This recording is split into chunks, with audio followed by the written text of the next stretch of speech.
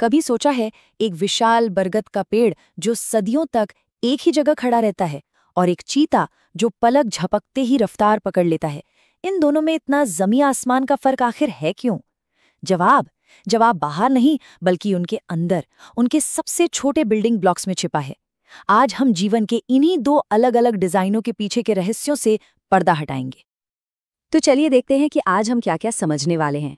सबसे पहले देखेंगे कि सेल्स मिलकर टिश्यू कैसे बनाते हैं, फिर पौधों और जानवरों के बीच के बुनियादी फर्क को समझेंगे, उसके बाद उनके अपने अपने अनोखे टूल किट पर नजर डालेंगे और आखिर में देखेंगे कि जीवन के ये जो ब्लूप्रिंट्स हैं वो हमें क्या सिखाते हैं।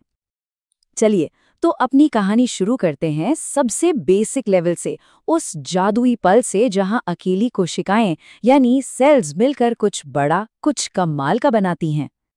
ये तो हम सब जानते हैं ना कि हर जिंदा चीज सेल से बनी है। अब अमीबा जैसे जो सिंगल सेल वाले जीव हैं, उनमें तो एक ही सेल सब कुछ करता है, चलना, खाना, सांस लेना, सब कुछ। सोचने वाली बात है, एक पूरी की पूरी जिंदगी बस एक सेल के अंदर। तो सवाल ये उठता है कि भाई जब खरबों सेल्स एक साथ हों तो क्या होता है? क्या सबके सब एक ही काम करते हैं? अगर ऐसा होता तो हम सब बस सेल्स का एक बेजान ढेर होते। यहीं पर स्पेशलाइजेशन का कमाल सामने आता है। और इसका जवाब है ऊतक यानी टिश्यू। इन्हें स्पेशलिस्ट सेल्स की एक टीम की तरह समझा जा सकता है। हर टीम का एक खास काम होता है और वो इसे मिलकर इतनी सफाई से करती है कि कोई अकेली सेल कभी सोच भी नहीं सकती। इसी को कहते हैं डिवीजन ऑफ लेबर, मतलब काम का बंटवारा। जैसे मसल सेल्स का काम सिर्फ सिकुड़ना और फैलना है और नर्व सेल्स का काम बिजली की तेजी से संदेश भेजना। बस यही टीम वर्क है जो हमें और दूसरे जटिल जीवों को मुमकिन बनाता है। अब आते हैं इस कहानी के सबसे दिलचस्प हिस्से पर। आखिर पौधे और जानवर इतने अलग क्यों हैं? जवाब छिपा है इस बात में कि वो अपनी जिंदगी जीते कैसे हैं। देखिए, जिंदगी जीने का तरीका ही तय करता है कि शरीर का डिजाइन कैसा होगा। एक तरफ है पौधे, स्थिर, एक जगह पर खड़े।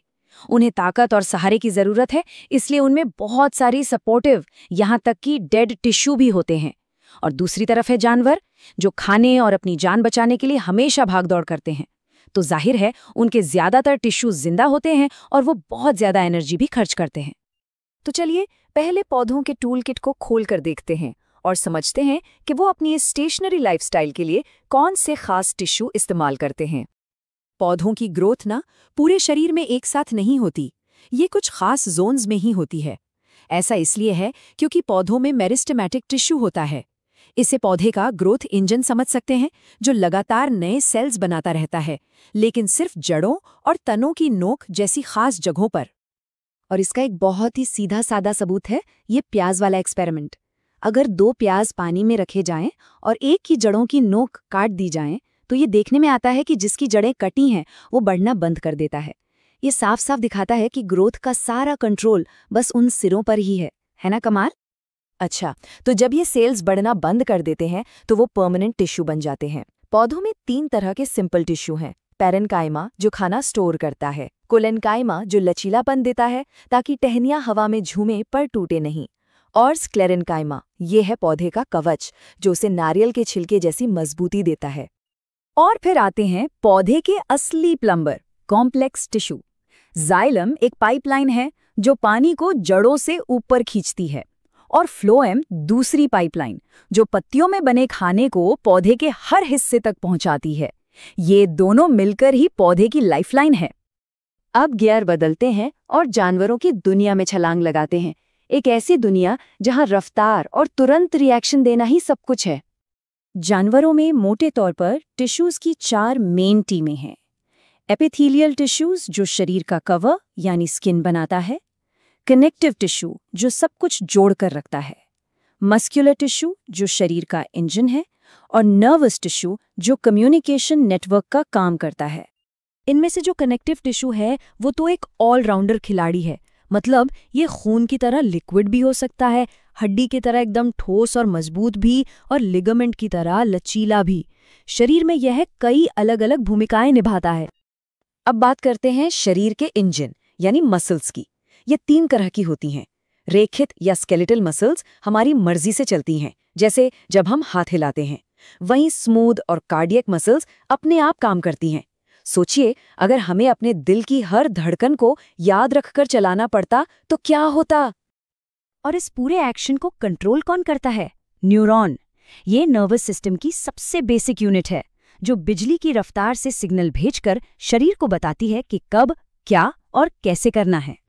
तो यहाँ सबसे अहम बात यह है कि जानवरों की तेज रफ्तार का राज इसी जुगलबंदी में छिपा है। एक तरफ हाई स्पीड कम्युनिकेशन नेटवर्क यानी नर्वस टिश्यू, और दूसरी तरफ एक पावरफुल इंजन यानी मस्कुलर टिश्यू।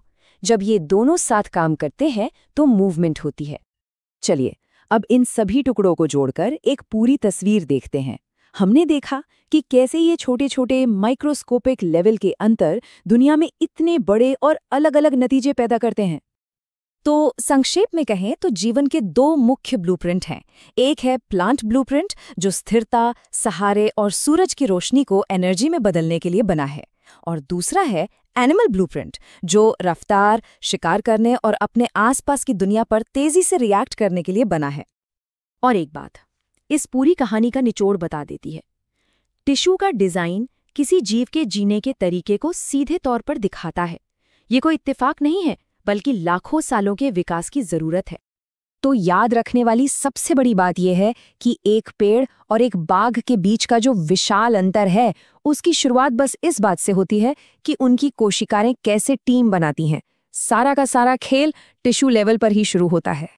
और जाते जाते एक सवाल दिमाग में आता है, अगर पौधे और जानवर सिर्फ दो कामयाब डिजाइन हैं, तो क्या जीवन के और भी ब्लूप्रिंट हो सकते हैं जिनकी हमने अभी तक कल्पना भी नहीं की है? इस पर सोचना जरूर बनता है। आज की इस चर्चा